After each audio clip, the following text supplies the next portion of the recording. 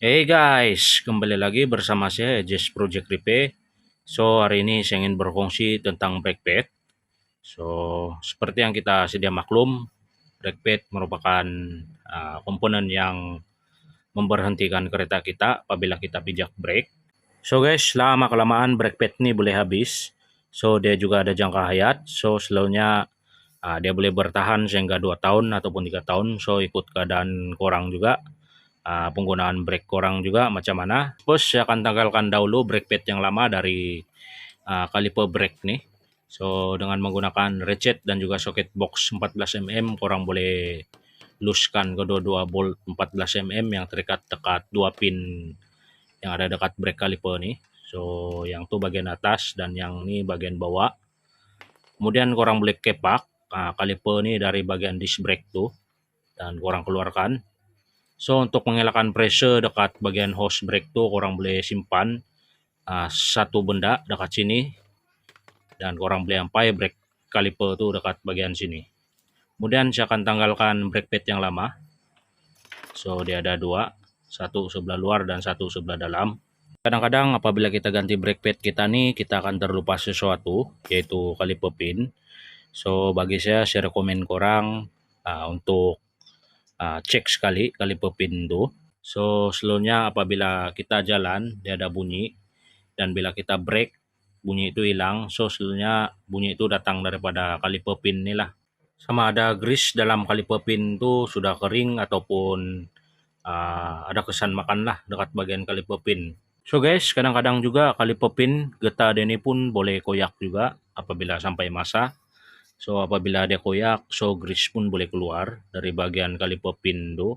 Selain daripada itu, apabila caliper pin getah dia ni koyak, so lama kelamaan pasir dan debu boleh masuk dekat kedua-dua pin caliper tu. So apabila kita tekan brake, so caliper tu bermain dan pin tu akan bermain juga. So pasir dan debu yang melekat dekat pin tu akan menyebabkan calar lah dekat bagian housing caliper pin tu. So apabila dia calar, itu yang menyebabkan ada pre-play dan juga bunyi-bunyian semasa korang bawa kendaraan korang, dan apabila korang tekan brake bunyi itu hilang. So itulah salah satu punca bunyi-bunyian itu datang dari caliper pin juga. So alang-alang korang keluarkan brake pad, korang cek juga sekali caliper pin nih. Dan yang paling penting korang jangan lupa cek juga keadaan brake disc korang tuh. Pastikan brake disc korang tuh tiada kesan calar dan kesan makan. Korang inspek dekat bagian brake disc kereta korang tuh.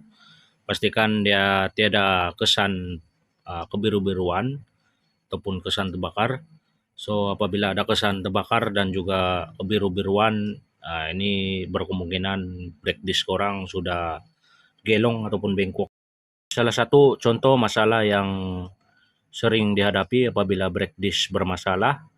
So apabila korang bawa kendaraan korang dan korang mula tekan brake, so korang akan rasa gegaran di bagian steering. So itu adalah salah satu kesan apabila brake disc bermasalah lah, sama ada dia calar, makan, bengkok ataupun gelong. Saya sarankan korang tanggalkan kedua-dua pin brake caliper nih untuk cek sekali keadaan grease dekat dalam pin tu, sama ada masih ada grease ataupun tiada. So brake kit ni pun korang boleh tanggalkan sekali, bersihkan. Sebab kadang-kadang bagian brake disc ni dan juga caliper tu boleh ada kesan karat dan juga kotoran boleh masuk dekat sana, sama ada pasir, debu ataupun juga habuk brake pad tu. So guys, korang boleh guna brake cleaner untuk bersihkan bagian brake disc dan juga brake caliper ni. So korang bersihkan. So brake kit ni pun korang boleh bersihkan sekali. Sebab kadang-kadang dekat sana pun ada kesan karat juga. Dan yang paling penting, korang jangan lupa bersihkan caliper pin ni sebelum korang apply grease yang baru lah dekat bagian caliper pin ni. Apabila kita ganti brake pad yang baru, so dekat sini jika kita lihat dekat bagian brake pad ni, dekat tepi-tepi dia ni, bucu-bucu dia ni agak tajam. So kadang-kadang kita terlupa untuk bagi rata. So apabila kita pasang terus dekat brake disc dan kita pijak brake, so itulah yang menyebabkan brake disc calar.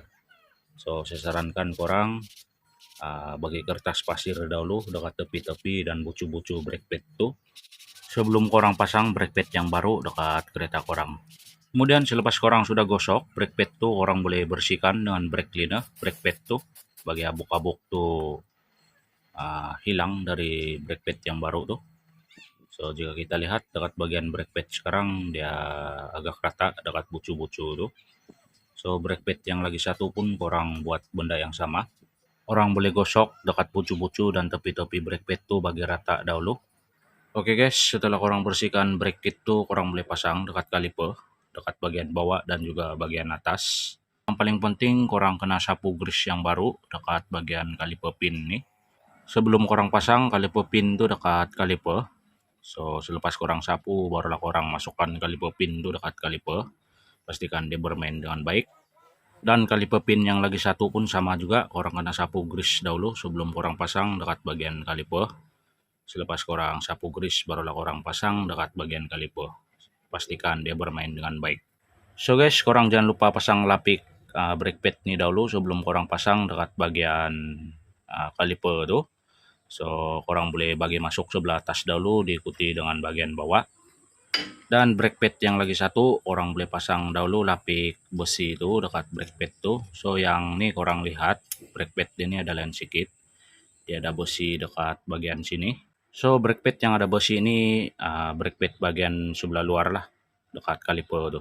So guys, lepas tu korang boleh masukkan brake pad sebelah luar ni. So korang pastikan yang ada besi itu berada di bagian bawah.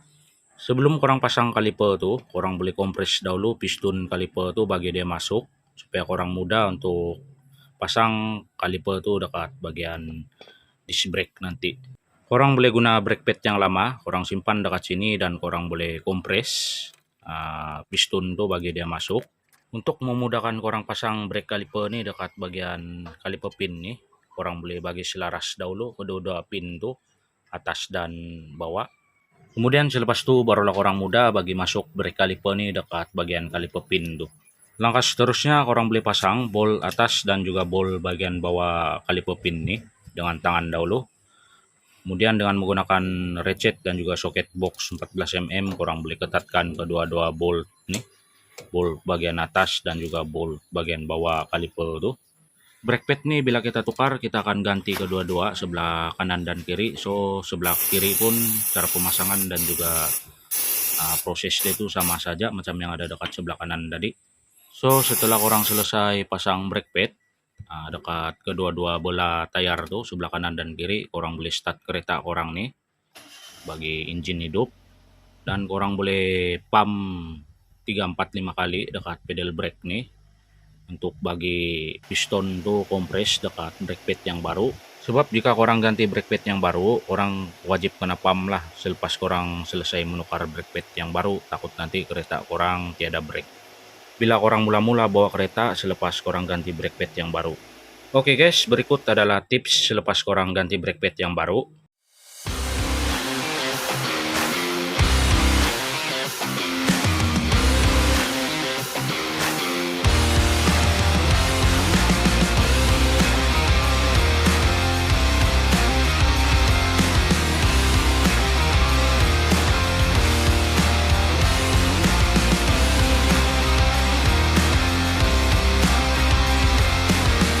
Oke guys, video kali ini sampai di sini saja. Sekiranya video ini bermanfaat dan berguna, korang jangan lupa support EJS Project Repair, like, komen, dan subscribe. Saya juga kepada kawan-kawan yang ada di luar sana.